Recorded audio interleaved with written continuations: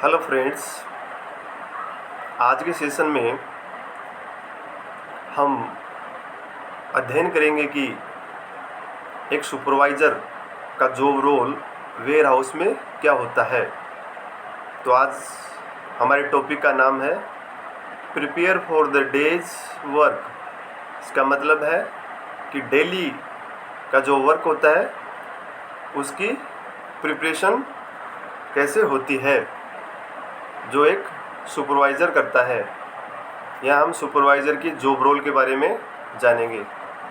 अभी तक जितनी क्लासें हुई उसमें आपने अध्ययन किया कि सप्लाई चेन मैनेजमेंट क्या होती है, सप्लाई चेन मैनेजमेंट के फंक्शन क्या होते हैं।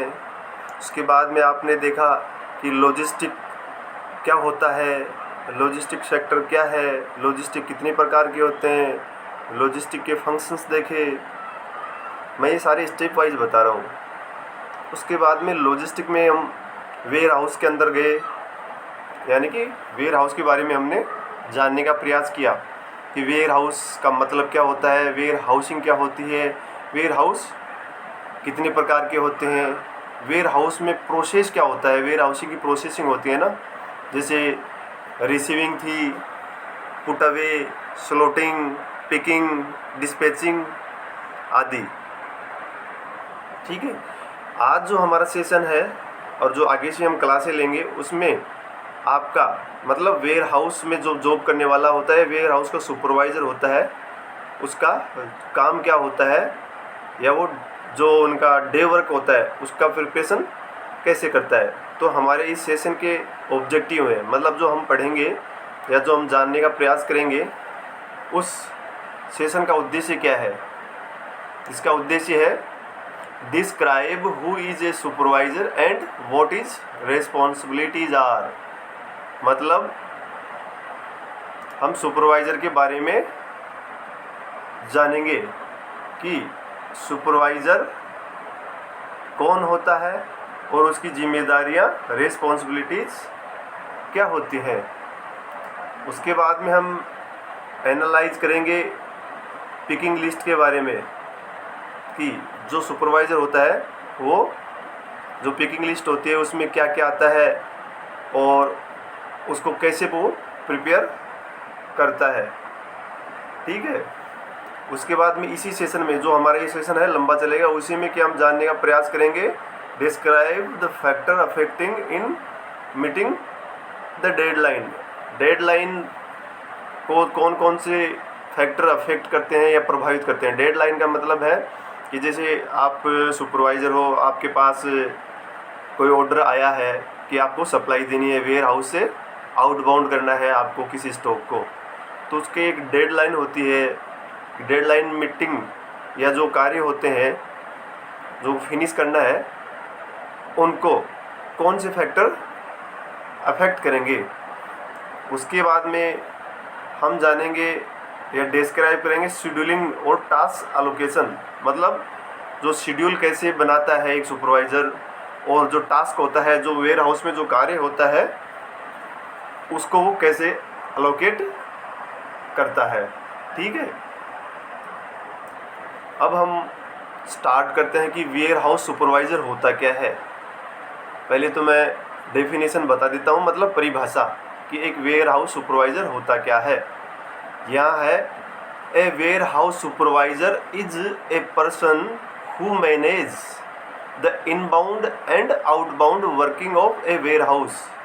कहने का मतलब सुपरवाइज़र वह व्यक्ति होता है जो एक वेयर हाउस में जो डेली वर्क होता है, जिसमें इनबाउंड एंड आउटबाउंड कार्य होते हैं। इनबाउंड के बारे में मैंने आपको बताया था कि इनबाउंड क्या होता है या इनबाउंड लॉजिस्टिक क्या होता है और आउटबाउंड क्या होता है।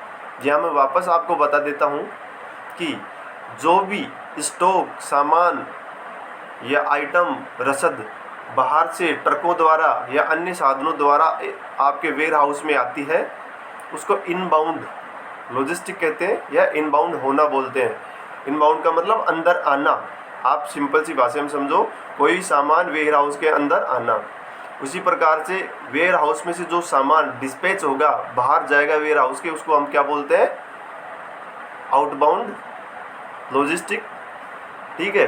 तो एक सुपरवाइज़र का काम क्या रहता है कि सुबह से शाम तक जो डेली का शेड्यूल होता है, डे प्लान होता है, उसमें जो बाहर से सामान आता है, स्टॉक आता है और स्टॉक बाहर जाता है, उसको सुपरवाइज़ करता है, उसको मैनेज करता है, उसकी निगरानी करता है, उसी की प्लानिंग करता है कि कौन सा सामान आया है, कितना सामान कहाँ रखवाना है, कौन सा स्टॉक कम है, कौन सा स्टॉक वापस जो सप्लायर के बाद में आपका जो बायर होता है वेयर हाउस में से भी कोई सामान मंगवाते हैं, तो आपका जो बायर होता है वो क्या ऑर्डर है उसका, और उसका ऑर्डर को फुलफिल कैसे करना है, उसकी डेडलाइन क्या है, ठीक है। अब what are the working of warehouse supervisor, मैं वापस वही बात रिपीट कर रहा हूँ कि ये डायग्राम बना हुआ है, इसमें दो काम दिखाए हुए हैं, मतलब दो तरीके से कि क्या क्या काम आपका सुपरवाइज़र करता है। पहला है इसमें, जैसे ये दिख रहा होगा आपको, पहला है collect information list and relevant information, मतलब सुपरवाइज वो इंफॉर्मेशन कलेक्ट करता है जो किसी जो इंफॉर्मेशन आपके किस स्टॉक से संबंधित है, मतलब जो सूचनाओं में क्या आ गया आपका ये आ गया, आपके पास कौन सा प्रोडक्ट आ रहा है, कौन सा प्रोडक्ट जा रहा है, उसकी पूरी लिस्ट आपके पास होती है। दूसरा काम होता है उसका scheduling activities and task allocation. ये दो इम्पोर्टेंट सबसे बड़े काम होते हैं जो पूरे दिन भर काम करता है वो, इन दो बिंदुओं के ऊपर, इन दो पॉइंटों के ऊपर ही एक सुपरवाइज़र का काम डिपेंड रहता है। दूसरा बता रहा हूँ मैं, scheduling activities and task allocation, वो डेली की एक्टिविटीज़ को शेड्यूल में एक टाइम फ्रेम में फिक्स करता है, ये शेड्यूलिंग बना लेता है कि कौन सा काम किससे करवाना है, कब करवाना है, कैसे काम होगा, किन साधनों से होगा, किन संसाधनों से होगा। जो टास्क हैं उनको अलोकेट कर लेता है, कौन सा कर्मचारी या आपका एम्प्लॉई कौन सा टास्क कौन करेगा, ठीक है। अब हम बात करते हैं process comes under collecting information list and relevant information, मतलब जो पहला काम है प्रोसेस है, ठीक है, कलेक्टिंग इंफॉर्मेशन का, उसमें क्या क्या आता है, मतलब कौन सी बातों को उसको कवर करना रहता है। तो सबसे पहला है obtain sufficient copies of the pick list, मतलब सबसे पहले आपके पास पिकिंग लिस्ट होती है, मतलब सामान आइटम की एक सूची होती है, उनकी आपके पास सफिशिएंट कॉपीज होनी चाहिए, एक प्रिंट आउट हार्ड कॉपी होनी चाहिए कि किसको देनी है, किसके द्वारा ये काम करवाना है। दूसरा होता है आपके पास bill of material. Bill of material का मतलब जो आपके पास आइटम आया होता है उसका बिल, इसको शॉर्ट भाषा में बोलते हैं, वैसे रिटेल में भी बोलते हैं इसको BOM, BOM, bill of material. वैसे रिटेल में एक दूसरे तरीके से भी इसको बोलते हैं, जैसे कोई आपके पास स्टॉक होता है रिटेल में, या रिटेल में जब आप वर्क करोगे तो बिगिनिंग ऑफ मंथ इसका मतलब होता है, ठीक है। तीसरा आपको incoming truck schedule from the data entry operator, क्या करना होता है आपको किस प्रोसेस में, इंफॉर्मेशन कलेक्टिंग इंफॉर्मेशन लिस्ट में कहाँ से कलेक्ट करोगे आप, DO से, ये जो लिखा हुआ है DO, डाटा एंट्री ऑपरेटर। आप वेयर हाउस में शॉर्टकट मतलब संक्षेप में DO बोल देते हैं, किसको, डाटा एंट्री ऑपरेटर को। तो डाटा एंट्री ऑपरेटर से आप सूचनाएं एकत्रित करोगे, उनसे इंफॉर्मेशन जुटाओगे। सेकंड आपका काम क्या रहेगा, obtain an inventory tracking sheet from the DO, मतलब जो इन्वेंट्री ट्रैकिंग शीट होती है वो भी आप किससे कलेक्ट करोगे, DO से। DO कौन है, डाटा एंट्री ऑपरेटर। मैं आपको बीच में बता सकता हूँ, ये अपने यहाँ सेंटरों में कोर्स भी चल रहे हैं डाटा एंट्री ऑपरेटर का। तो डाटा एंट्री ऑपरेटर का जॉब रोल या जॉब या पद आपके वेयर हाउस में भी होते हैं, तो वहाँ वो डाटा एंट्री करते रहते हैं, ठीक है। उसके बाद में है यूज फॉर साइकिलिंग काउंटिंग, ये जो आप ट्रैकिंग शीट लेते हो ना, इसको आप यूज़ करते हो काउंटिंग में, क्या काउंटिंग, आइटम की। ठीक है।